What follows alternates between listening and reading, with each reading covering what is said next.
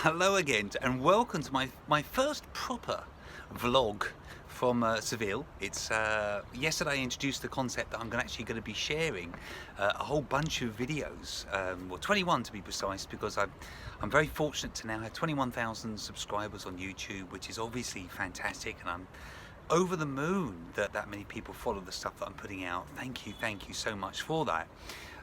But yesterday I introduced the fact that I'm going to actually be sharing 21 videos over the next 21 days to kind of, show really some appreciation for the fact that for the people that are actually following me.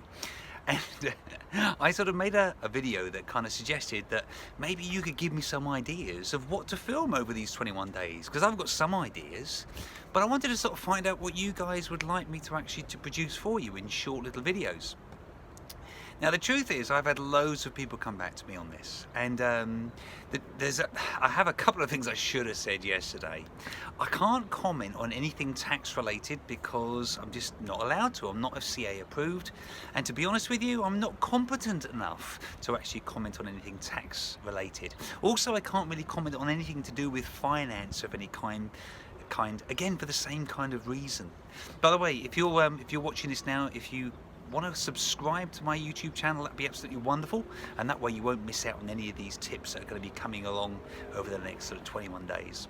So I had a load of questions come in, and I've gone through them, and there's one that I want to share with you tonight, and the guy that sent it over has got a fantastic name. He's actually Matt Waxable. So if you're watching this, Matt, thank you so much for your question. This one is specifically for you.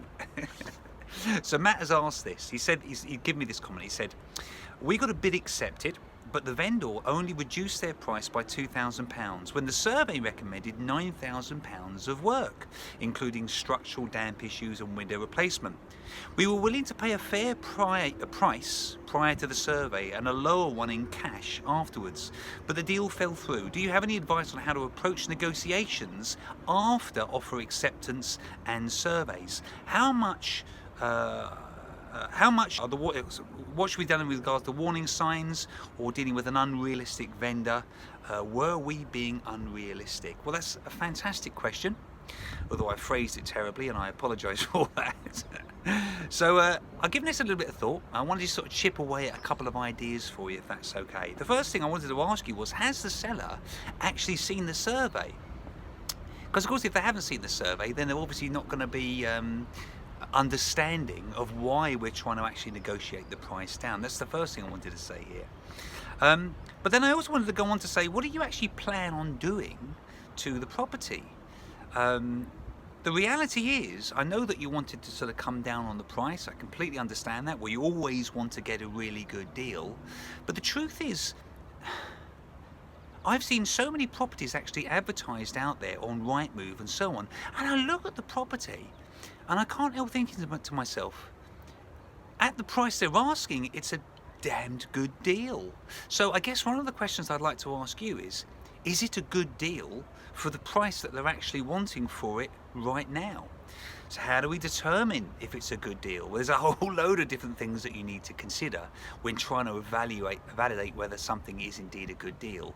But the one that I keep talking about all the time is return on investment. Is it a good return on investment? I honestly think that's the most important measure, because of course this isn't somewhere that you're ever going to live, is it?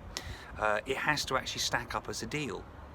How do you calculate return on investment? Obviously you take the gross profit that you're actually going to make from the deal, and you divide that by the money that you're actually investing in the deal. Without getting too complicated here, many of the deals I've done, I might put some money in, but then I actually refinance and I pull most or all of my money back out of the deal. So you've got to really look at it after you've done that process. What money you're actually leaving in the deal. So it's the income that you're actually going to get, divided by the money that you're actually leaving in the deal, multiplied by 100. That's going to give you your return on investment. Calculate it for this deal, and then measure it against any other deals that you may be considering. At the price they want, is it still worth buying at that price? So that's the first thing I wanted to say to you here. Other things to consider is, can you actually add any value? I know I talk about adding value a lot, and if you've done my property mini course, I've got a whole video based on how to add value. There's loads of different things that you could do. I won't bore you with them now. But can you add sufficient value over and above what it's actually going to cost you to add that value? Does that make sense? I think it makes sense. So can you do something there? Can you maybe build in the garden? Can you maybe divide the place up into flats? Can you maybe divide it up into 2 houses? Can you extend? Can you add a bedroom? Blah, blah, blah.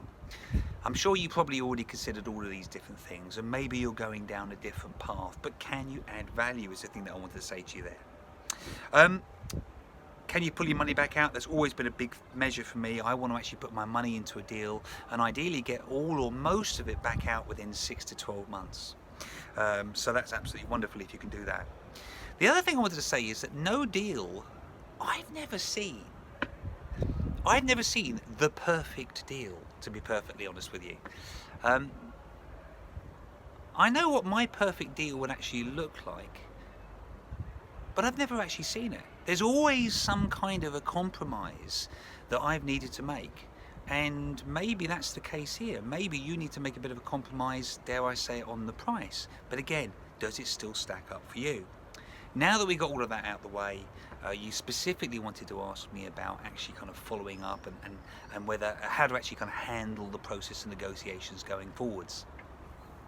Well, obviously I don't know whether you've actually got a direct connection with the seller. I don't know whether you're actually going through an estate agent, but can I assume that you are going through an estate agent? The truth is that for me is a big issue.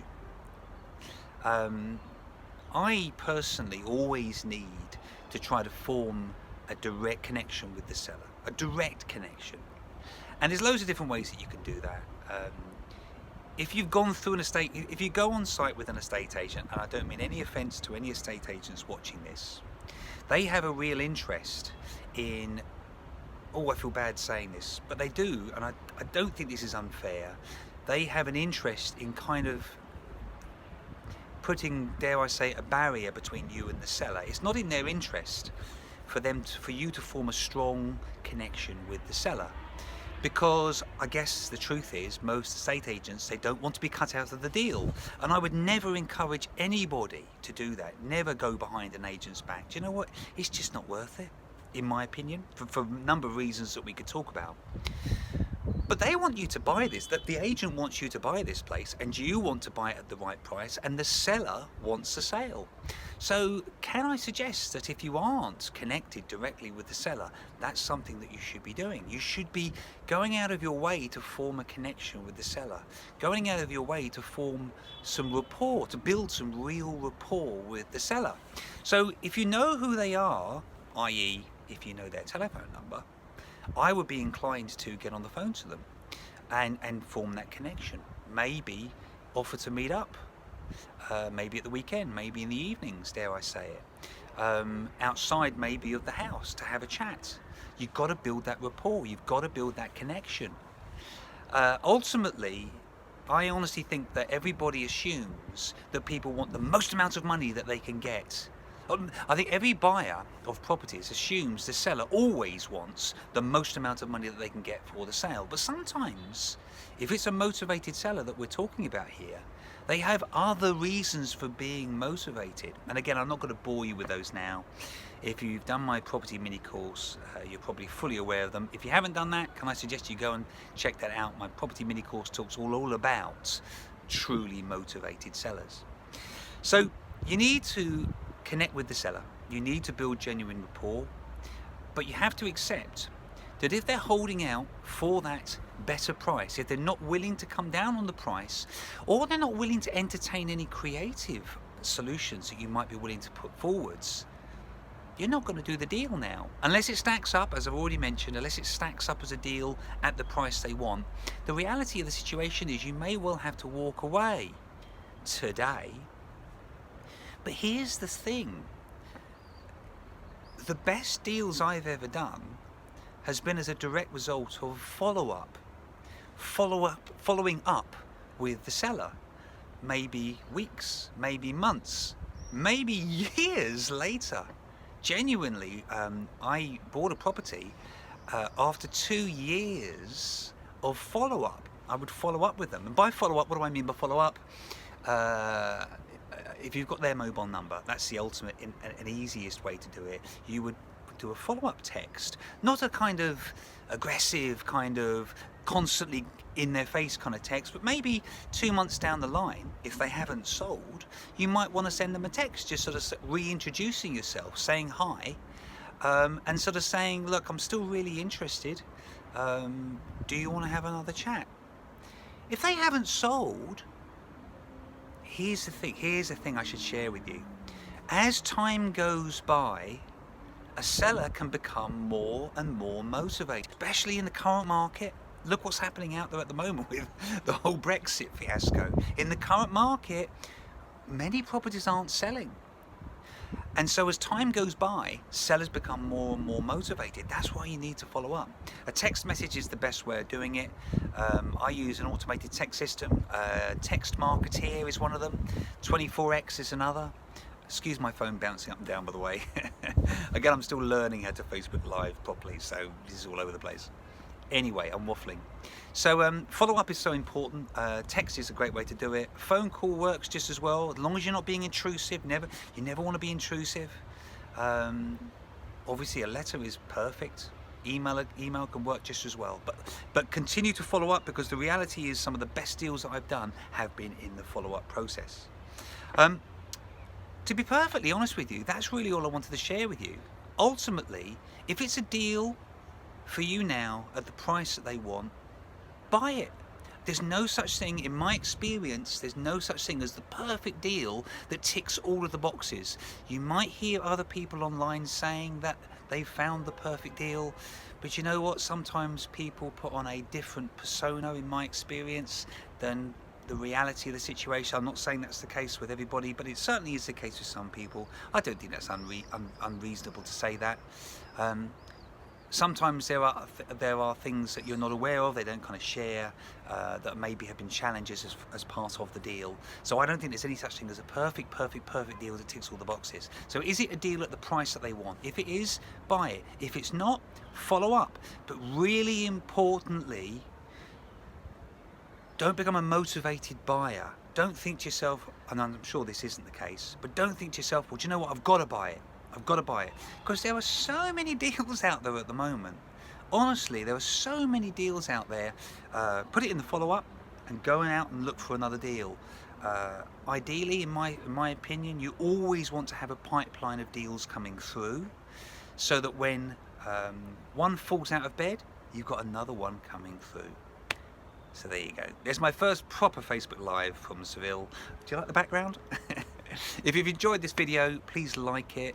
If you can share it as well, that would just be absolutely awesome. But most important of all, please take a moment just to click that subscribe button. That would be absolutely wonderful, because I want to share some real tips over the next few days, no, next 20 days, that are going to really help you. And if you've got a question that you would like me to answer, please don't comment live, because I don't get to see these, but comment in the description box below. Ask your question there. Don't make it too complicated. Don't make it tax orientated. Don't make it finance orientated, because I'm not allowed to ask those questions. Make it a nice short question so I can read it out like I just did that one there. There you go. I hope that was of some benefit to you. Thank you so much for tuning in, and I will look forward to seeing you same time tomorrow. I'm not sure what the question is going to be that I'm going to answer, but maybe it'll be one of yours if you comment in the description box below. Thanks ever so much. So from Seville, take care, and I look forward to speaking to you tomorrow. Bye for now.